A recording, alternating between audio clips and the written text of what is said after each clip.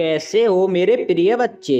कभी कभी जिंदगी में ऐसा समय आता है जब इंसान बाहर से तो बिल्कुल ठीक दिखाई देता है, लेकिन अंदर से लगातार टूट रहा होता है। लोगों के सामने मुस्कुरा देता है, बात कर लेता है, अपना काम भी करता है, मगर अकेले होते ही मन पूछता है, आखिर मेरे साथ ही ऐसा क्यों हो रहा है।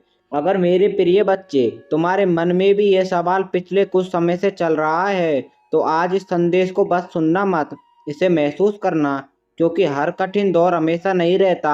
कुछ दर्द तुम्हें खत्म करने नहीं आते, तुम्हें भीतर से मजबूत बनाने आते हैं। और शायद जिस दौर ने तुम्हें इतने दिनों तक परेशान किया है, अब उसकी पकड़ धीरे धीरे कमजोर होने लगी है। तुमने बहुत कुछ सहा है, जितना तुम्हारे अपने लोगों ने देखा, कहीं उससे ज्यादा।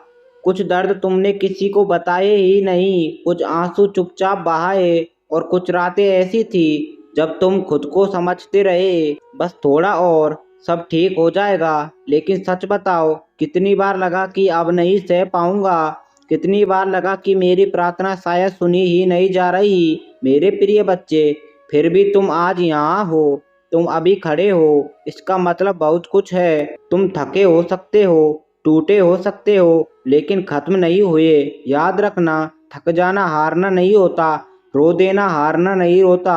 हार तब होती है जब इंसान उम्मीद छोड़ देता है, और अभी तुम्हें उम्मीद नहीं छोड़नी है। नीम करोली बाबा की भक्ति हमें यही सिखाती है कि जब इंसान को कोई रास्ता दिखाई नहीं देता, तब भी भगवान का रास्ता बंद नहीं होता। तुम्हें लगता है सब रुक गया है, लेकिन शायद ऊपर वाला तुम्हारे लिए कुछ बदल रहा है। तुम्हें लगता है देर हो रही है, लेकिन हो सकता है सही समय अभी आया ही नहीं हो। इसलिए आज की परेशानी को अपनी पूरी जिंदगी का फैसला मत समझ लेना।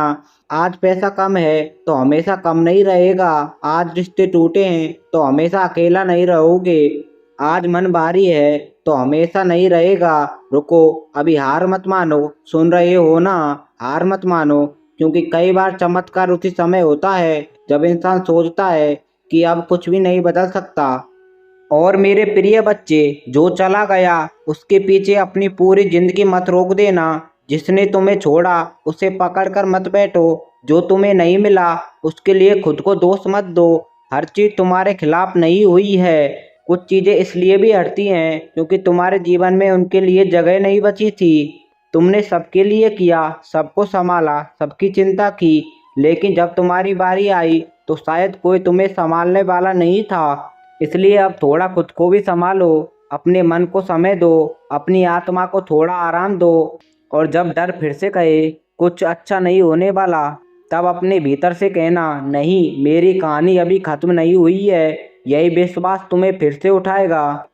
शायद अभी तुम्हें कोई बड़ा बदलाव दिखाई नहीं दे रहा, और यही बात तुम्हें सबसे ज़्यादा परेशान कर रही है। लेकिन बीज जब मिट्टी के नीचे होता है, तब ऊपर से देखने वाले को कुछ दिखाई नहीं देता। इसका मतलब यह नहीं है कि उसके अंदर कुछ हो नहीं रहा। वैसे ही तुम्हारी ज़िंदगी में कुछ चीज़ें चुपचाप बदल रही हो सकती हैं। थोड़ा धैर्य रखो, थोड़ा विश्वास रखो। हर प्रार्थना का जवाब उसी रूप में नहीं आता जैसा हम चाहते हैं।